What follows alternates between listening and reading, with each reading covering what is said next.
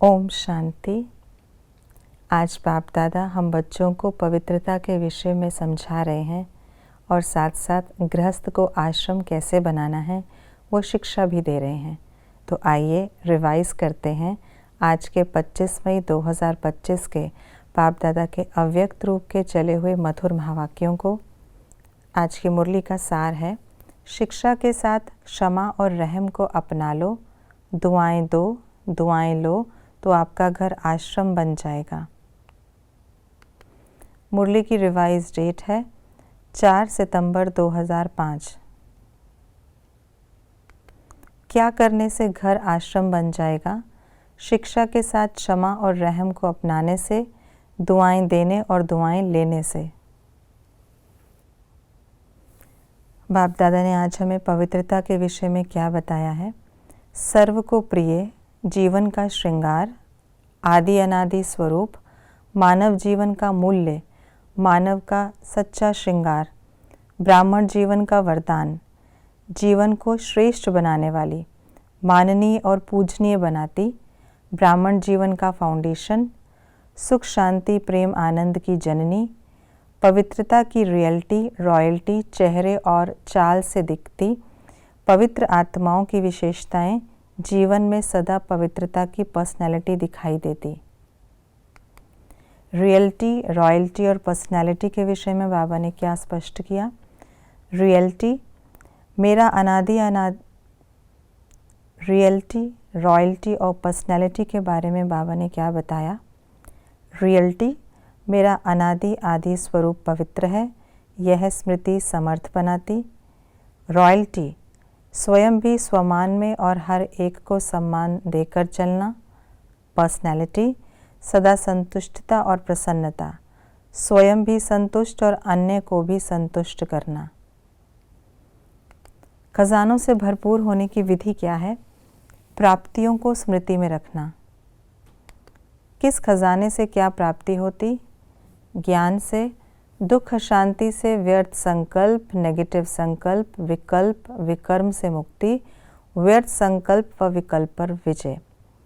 योग से शक्तियाँ, धारणा से सर्वगुण, सेवा से दुआएं और खुशी। खजाना बढ़ाने की चाबी क्या है? स्व प्रति और औरों के प्रति यूज करो।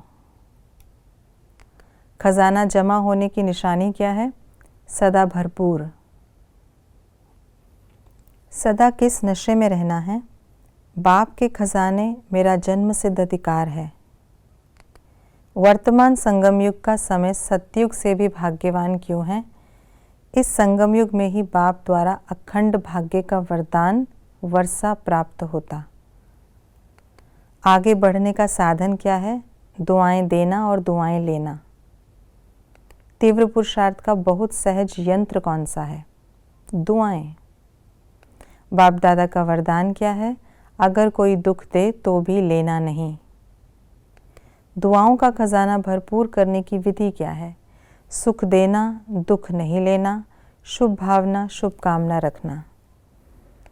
रहम करने की विधि क्या है? शुभ भावना, शुभ कामना।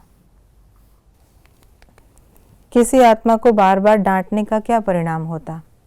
घृणा करती, दुश्मन बन जाती। बाप हजूर कब हाजिर होता?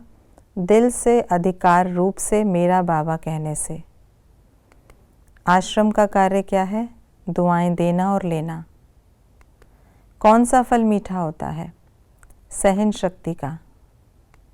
कौन सा वायदा पक्का करना है? घर घर को स्वर्ग बनाएंगे, मंदिर बनाएंगे, आश्रम बनाएंगे। भटकती हुई आत्माओं को यथार्थ मंजिल दिखाने के लिए किस बात पर ध्यान देना है? हर आत्मा की चाहना को परखना, सदा अपने पास सर्व खजानों का अनुभव कायम रखना। बाप दादा ने हम बच्चों को कौन सी शिक्षा समझानी दी?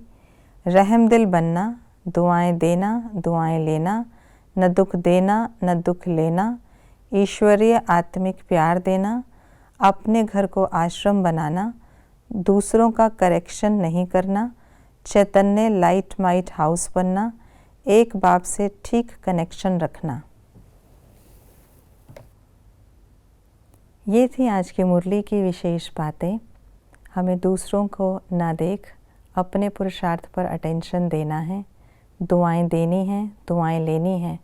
हर एक के प्रति आत्मिक भाव, शुभ भावना और ईश्वरीय प्यार की भावना रखते हुए उन आत्माओं के कल्याण के भी निमित्त बनना है।